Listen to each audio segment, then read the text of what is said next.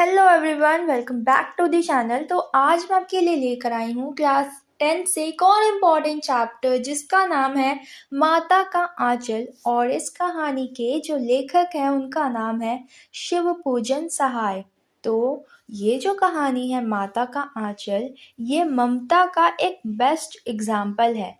तो माता का आंचल जो कहानी है, इसमें हमें बताया गया है कि एक छोटा सा बच्चा जो होता है उसके लिए सारे जहाँ की खुशियाँ, संतुष्टि, सुरक्षा और शांति उसे अपने केवल माता के आंचल में ही मिलती है। यानी माँ का जो आंचल होता है उसी में एक छोटे से बच्चे को उसकी सारे जहाँ की खुशियाँ, संतुष्टि, सुरक्षा और शांति मिल जाती है। तो ये जो कहानी है ये आत्मकथा के रूप में लिखी गई है। यानी इसके जो लेखक है शिव पूजन सहाय, वो हमें अपने ही बचपन की घटनाओं के बारे में बताते हैं। और वो बताते हुए कहते हैं कि एक बच्चे के लिए उसकी माता का जो आंचल होता है वो सबसे सुरक्षित स्थान होता है। जब बच्चा सबसे अधिक डर जाता है तो वो सब कुछ छोड़कर केवल अपने माँ के आंचल में ही छिप जाता है और वहाँ जाकर वो अपने आप को सुरक्षित महसूस करता है। शिव पूजन सहाय हमें बताते हैं कि उनका बचपन का नाम तारकेश्वर नाथ था, मगर घर में सभी लोग उन्हें प्यार से भोलानाथ कहकर बुलाते थे।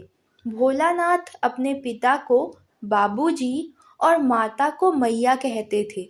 बचपन में लेखक का झुकाव अपने पिता की ओर अधिक था। यानी वो ज़्यादा से ज़्यादा टाइम अपने पिता के साथ ही रहते थे। वो अपने पिता के साथ ही सोते, उनके साथ ही जल्दी सुबह उठकर स्नान करते यानी नहाते और अपने पिता के साथ ही भगवान की पूजा अर्चना करते थे। अपने बाबूजी से अपने माथे पर त्रिपुंड का तिलक लगवाकर बहुत खुश हो जाते थे। त्रिपुंड का तिलक यानी कि ऐसे 3 लाइन वाला तिलक जो होता है उसे ही त्रिपुंड का तिलक कहते हैं। उनके बाल जो थे वो बड़े थे, इसलिए उनकी जो मम्मी थी वो ऊपर की ओर एक चोटी कर देती थी। और फिर जब उनके पिताजी उनके माथे पर त्रिपुंड का तिलक लगा देते तो वो छोटा सा बालक तारकेश्वर नाथ सच में ही ठीक भोले शंकर का अवतार दिखलाई पड़ता था। और यही कारण था कि सभी लोग उन्हें प्यार से भोलानाथ कहकर पुकारते थे। अब जब भी उनके पिताजी जो थे वो रामायण का पाठ करते, तब भोलानाथ उनके साइड में ही उनके बगल में बैठकर अपने चेहरे को आईने में देखकर बहुत ही ज़्यादा खुश हो जाता था। पर जैसे ही उनके पिताजी अपनी नज़र उनकी ओर करते तो वो थोड़ा शर्मा कर, थोड़ा मुस्कुरा कर आईना नीचे रख देता था। उनकी इस बात पर उनके जो पिताजी थे वो मंत्रमुग्ध होकर मुस्कुरा उठते थे, यानी मोहित होकर हंसने। तो अब पूजा कर लेने के बाद उनके जो पिताजी थे वो अब बैठकर राम का नाम लिखने लगते। उनके पास एक रामानामा बही थी, यानी राम का नाम लिखने के लिए एक किताब थी। उस पर वो 1000 बार राम का नाम लिखकर उसके बाद उसे दूसरे किताबों के साथ बांधकर उसे रख दिया करते थे। फिर उसके बाद वो कागज के छोटे छोटे टुकड़ों पर 500 बार राम का नाम लिखकर उसे आटे की गोलियों में लपेटकर उन गोलियों को लेकर गंगा जी की ओर चल पड़ते थे। और उस समय भोलानाथ अपने पिता के कंधों पर बैठकर गंगा जी के पास जाते थे। अपने अपने बाबूजी के यानी अपने पिताजी के कंधे पर बैठकर जाते समय भोलानाथ अपने आप को किसी बादशाह से कम नहीं समझते थे। और गंगा घाट पर पहुंचकर वो उन आटे की गोलियों को मछलियों को खिला देते। तो जब वो मछलियों को चारा देकर घर की ओर लौटने लगते तब बीच रास्ते में उनको झुके हुए पेड़ों की डालें मिलती, उन पर वो भोलानाथ को बिठाकर झूला झुलाया करते थे। कभी कभी उनके जो पिताजी थे वो भोलानाथ के साथ कुश्ती भी लड़ा करते थे। तो अब लेखक कहते हैं कि उनके पिताजी जब उनके साथ कुश्ती लड़ा करते थे तो वो अपने आप को एकदम कमजोर दिखाया करते थे और बच्चे भोलानाथ का जो बल है उसको बढ़ावा देते थे।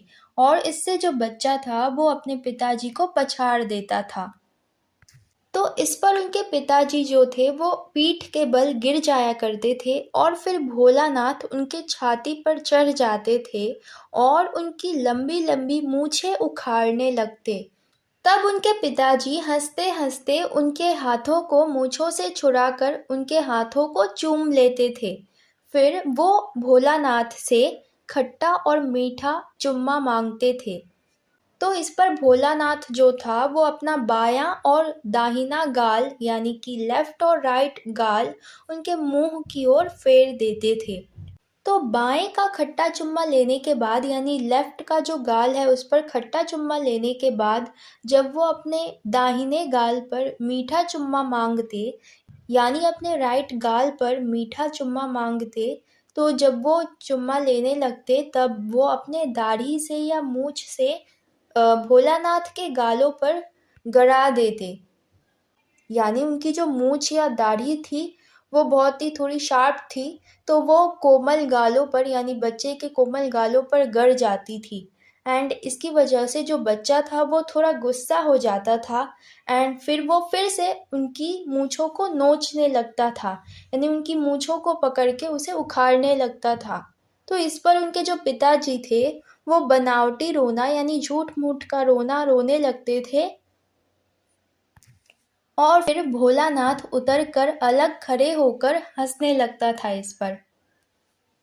और इस पर जो फिर आगे लेखक कहते हैं कि वो अपने पिताजी के साथ हंसते हंसते जब घर आते थे तो उनके साथ ही चौके पर बैठकर, चौके यानी कि जो चौकी होती है एक वुड का बना हुआ बेड, उस पर बैठकर खाने लगते थे। उसके पिताजी जो थे वो अपने हाथों से फूल के एक कटोरे में गोरस गोरस यानी दूध और भात मिलाकर उसे खिलाते थे। जब लेखक खाकर यानी पेट भर खा लिया करते थे तब उनकी जो मैया थी वो थोड़ा और खिलाने की हट करती थी और वो उनके पिताजी से कहने लगती कि आप तो 4-4 दाने के कौर बच्चे के मुंह में देते जाते हैं। इससे वह थोड़े खाने से ही समझ लेता है कि वो बहुत खा गया है। आप खिलाने का सही तरीका नहीं जानते। बच्चे को भर मुंह कौर खिलाना चाहिए, यानी बच्चे को मुंह भर के कौर यानी खाना वो। फिर उनकी जो मैया थी वो उनके पिताजी से कहा करती थी कि देखिए अब मैं खिलाती हूँ, और वो कहती थी कि जो जेंट्स होते हैं वो बच्चों को खिलाना नहीं जानते, केवल एक माँ के हाथ से ही बच्चों का पेट भरता है। और ये कहकर वो एक थाली में दही भात मिलाती थी और अलग अलग चिड़ियों के नाम लेकर उन्हें खिलाती जाती थी, जैसे तोता, मैना, कबूतर, हंस, मोर, इन सभी चिड़ियों के नाम लेकर वो उन्हें खिलाती जाती थी। और उनकी जो माँ थी वो उनसे कहती थी कि जल्दी से खा लो नहीं तो ये उड़ जाएंगी। अब लेखक हमें कहते हैं कि मैं उन्हें उड़ने का मौका नहीं देता था। भोलानाथ की माँ भोलानाथ से बहुत ज़्यादा लाड प्यार करती थी। वह कभी उन्हें अपनी बाहों में भरकर खूब प्यार करती तो कभी उन्हें ज़बरदस्ती पकड़कर उनके सिर पर सरसों के तेल की मालिश करती। इस प्रकार बालक भोलानाथ अपनी माँ और अपने बाबूजी दोनों का बहुत चहेता था, यानी दोनों ही उससे बहुत ही ज़्यादा प्यार करते थे। लेखक उस समय बहुत छोटे थे, इसलिए वह बात बात पर रोने लगते। उन्हें रोता हुआ देखकर उनके पिताजी जो थे वो भोलानाथ की माँ से नाराज हो जाते थे। लेकिन भोलानाथ की माँ उनके बालों को अच्छे से संवार कर उनकी एक अच्छी सी चोटी बनाकर उसमें फूलदार लड्डू लगा देती थी, यानी एक फूल वगैरह लगा देती होंगी, और साथ में बालक भोलानाथ को रंगीन कुर्ता और टोपी पहनाकर उन्हें कन्हैया जैसा बना देती थी। अब बालक भोलानाथ जो थे वो अपनी उम्र के बच्चों के साथ खूब मौज मस्ती और तमाशे करते थे। उनके खेलों में यानी वो जो खेल खेला करते थे उसमें अलग अलग तरीके के नाटकों के माध्यम से वो सामाजिक जीवन का ज्ञान छुपा होता था।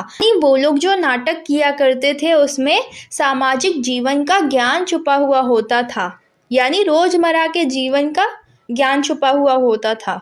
कभी चबूतरे का एक कोना ही उनका नाटक का घर बन जाता था। चबूतरे का कोना यानी चबूतरा क्या होता है कि एक पेड़ होता है और उसके गोल साइड साइड में बैठने के लिए बनाया जाता है, तो वही एक चबूतरे का कोना उनका नाटक का घर बन जाता था। तो कभी उनके बाबूजी यानी उनके पिताजी की नहाने वाली जो चौकी थी वही उनकी रंगमंच बन जाती थी यानी स्टेज बन जाता था। तो कभी कभी वो अपने साथियों के साथ खेती बाड़ी करने लगते, तो कभी मिट्टी की लड्डू पूड़ियाँ बनाकर दावत बिठा लेते, तो कभी कभी वो गुड्डे गुड़ियों का ब्याह रचाने लगते, तो कभी कभी बच्चे बारात का भी जुलूस निकालते थे जिसमें तंबूरा और शहनाई भी बजाई जाती थी। दुल्हन को भी विदा कर लाया जाता था। कभी कभी बाबूजी यानी उनके जो पिताजी थे वो दुल्हन का घूंघट उठाकर देख लेते थे, तो सब बच्चे हंसते हुए वहां से भाग जाते थे। कभी कभी व्यापार व्यवसाय करने लग जाते, दुकान सजाई जाती, उनमें सभी सामान रखे जाते और कागज के रुपयों से लेन देन होने लगता।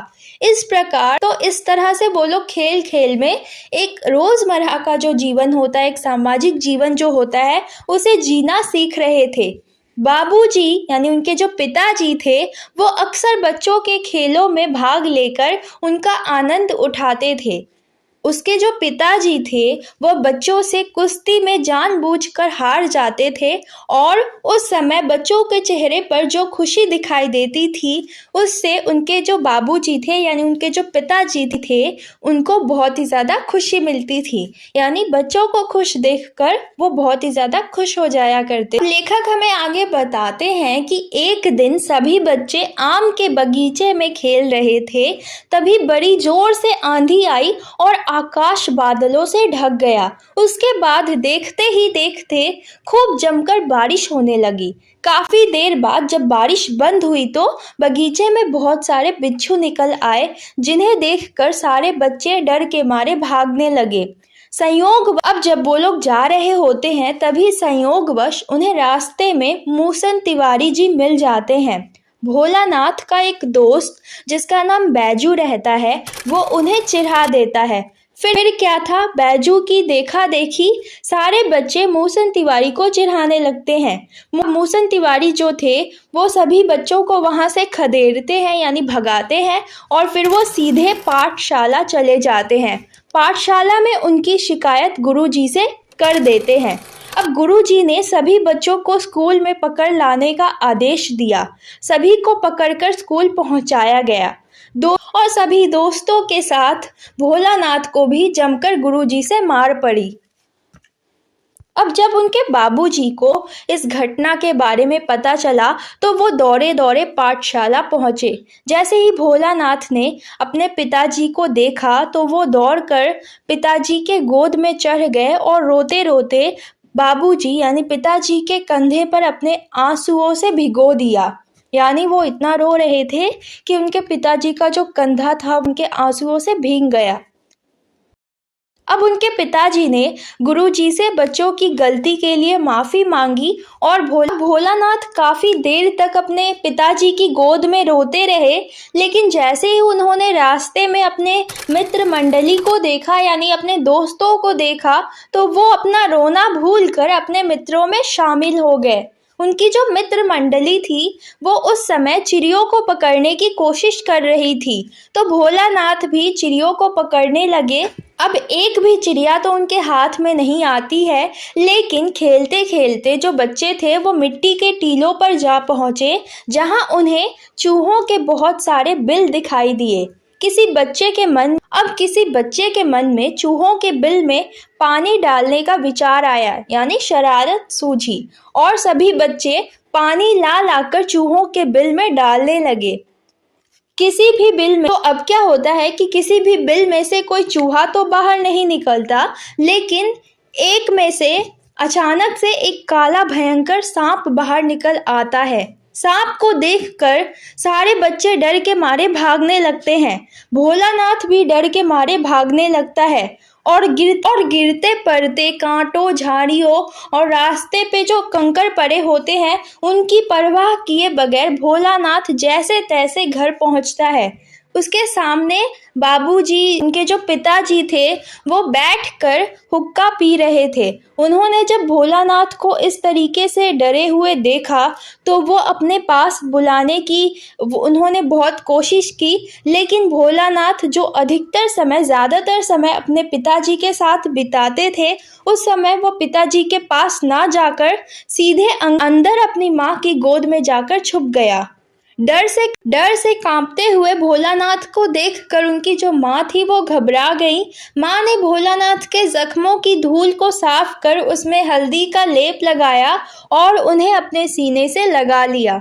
डरे हुए और घबराए हुए भोलानाथ को उस समय अपने पिता की मजबूत बाहों के सहारे और दुलार के बजाय अपनी माँ का आंचल ज़्यादा सुरक्षित और महफूज लगने लगा।